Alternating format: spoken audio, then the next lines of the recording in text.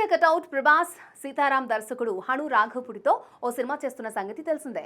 ఈ సినిమాకు ఇంకా టైటిల్ ఫిక్స్ చేయలేదు, కానీ ఫౌజీ అనే టైటిల్ పరిశీలనలో ఉంది. ఇప్పటికే 1-2 కీలక షెడ్యూల్స్ ని పూర్తి చేసుకున్న ఈ సినిమా షూటింగ్ ప్రస్తుతం హైదరాబాద్ లో లాంగ్ షెడ్యూల్ ని జరుపుకుంటోంది. ప్రభాస్ తో పాటు ప్రధాన పాత్రలపై కీలక సన్నివేశాలను చిత్రీకరిస్తున్నారట. వీలైనంత త్వరగా ఈ సినిమా షూటింగ్ పూర్తి చేసేలా మేకర్స్ ప్లాన్ చేస్తున్నారు. ఈ సమ్మర్ వరకు సగానికి పైగా షూటింగ్ పూర్తి కానుందని తెలుస్తోంది. ముందు ప్రభాస్ కు సంబంధించిన షూటింగ్ అంతా కంప్లీట్ చేయబోతున్నారు. ఆ సినిమా షూటింగ్ మొత్తాన్ని 2025 చివరి నాటికి పూర్తి చేయడానికి రెడీ అవుతున్నారట.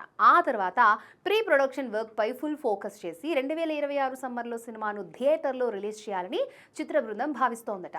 ఇదే నిజమైతే ఈ ఏడాదితో పాటు వచ్చే ఏడాదిలోనూ సమ్మర్ బాక్స్ ఆఫీస్ ని షేక్ చేయనున్నాడు మన డార్లింగ్.